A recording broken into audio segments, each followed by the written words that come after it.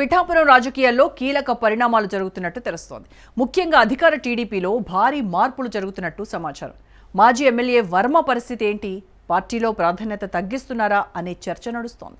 Pithapuram TDP incharge మార్పు తప్పదనే talk వినిపిస్తోంది. 20 ఏళ్లుగా పార్టీ బలోపేతం కోసం కృషి చేయడమే కాకుండా పవన్ కోసం ఎమ్మెల్యే సీటును త్యాగం చేశారు వర్మ. అయినా అధినేత మాత్రం ఆయన సేవలను గుర్తించడం లేదా? ఇప్పటి వరకు ఎలాంటి పదవి దక్కకపోవడంపై వర్మ కూడా లోలోన రగిలిపోతున్నారా? అటు వర్మకు ఇదేం కర్మ అంటూ టీడీపీ శ్రేణులు కూడా గుసగుసలాడుకుంటున్నారట.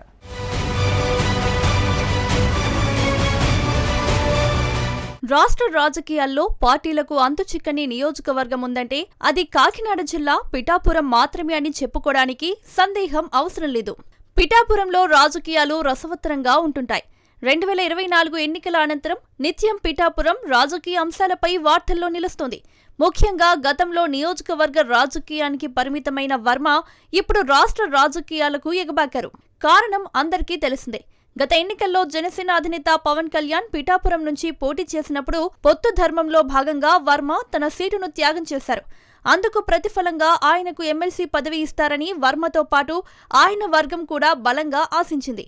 అయితే అధికారంలోకి వచ్చాక కూడా వర్మకి ఎమ్మెల్సీ పదవి దక్కకపోవడంపై ఇప్పటికే తీవ్ర అసంతృప్తి నెలకొంది.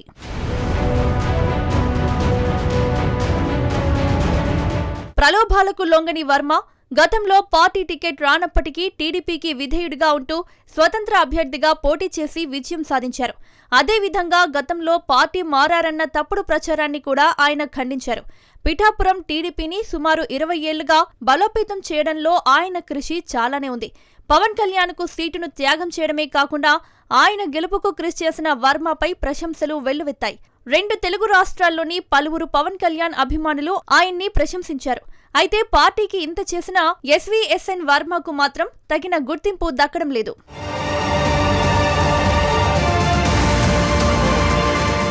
ముఖ్యంగా పార్టీ అధినేత చంద్రబాబు నాయుడు వర్మకు ఎప్పటికప్పుడు షాకిస్తూనే ఉన్నారు.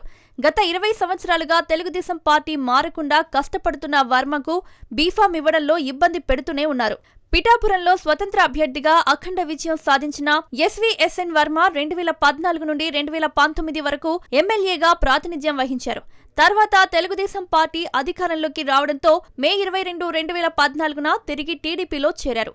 2019 ఎన్నికల్లో ఆయన తిరిగి టీడీపీ అభ్యర్థిగా పోటీ చేసినప్పటికీ ఓడిపోయారు. ప్రస్తుతం ఆయన మాజీ ఎమ్మెల్యేగా కొనసాగుతున్నారు. అయితే తాజా పరిణామాలు మాత్రం వర్మకు ఏమాత్రం అనుకూలంగా లేవు. పార్టీలో ఆయన ప్రాధాన్యత తగ్గుతుందనే ప్రచారం వర్మ అభిమానులను కలవరానికి గురిచేస్తుందట. పిఠాపురం టీడీపీ బాధ్యతల నుంచి వర్మను తప్పిస్తారనే టాక్ కలకలం రేపుతోంది.